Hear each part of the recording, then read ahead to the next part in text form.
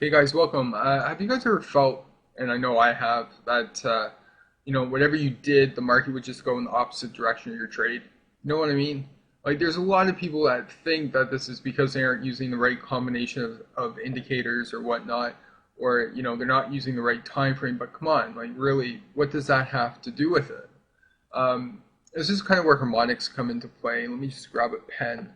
I'll show you what I mean. This is a harmonic pattern, and they kind of look like W's, if you would. And what we have here is our PRZ, which is our potential reversal zone, and that's where we want to see price come into so we can short.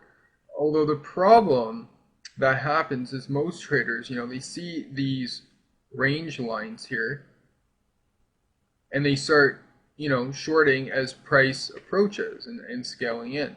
And that's all fine, but what happens is price, goes down and they think they're a genius until it boomerangs back when they really should be shorting where this PRZ is.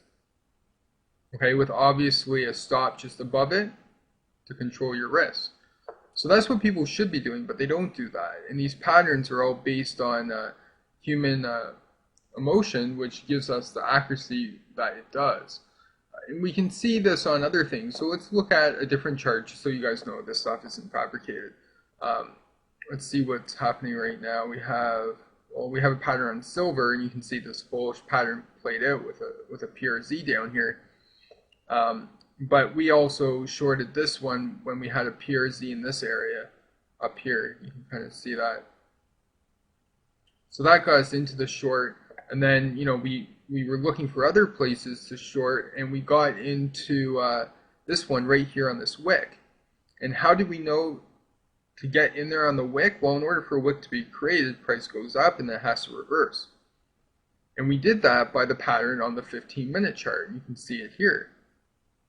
I mean, this stuff is not rocket science, but this is the area that we have where price is likely to reverse. We have a stop up here, and we have a great potential to be moving down. And this is what's currently happening as we speak. So our profit target might be somewhere in this area. And you can see here how much reward we have, right? Where our risk is minimal. And most people don't do this. Most people don't have like a reward of 1 and a risk of 3, right? They take it the other way around. They'll risk 3 pips for every 1 pip of gain. And when you have high probability trades like this, this is not the way that you guys should be trading.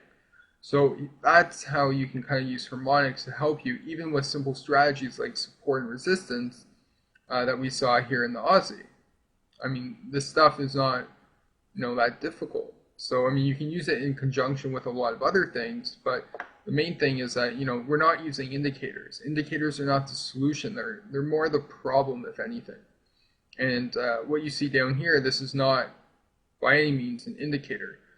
We go into what this is, which is essentially the Hurst exponent. We go into this in more detail inside the members area, and you guys can check that out if you want as well.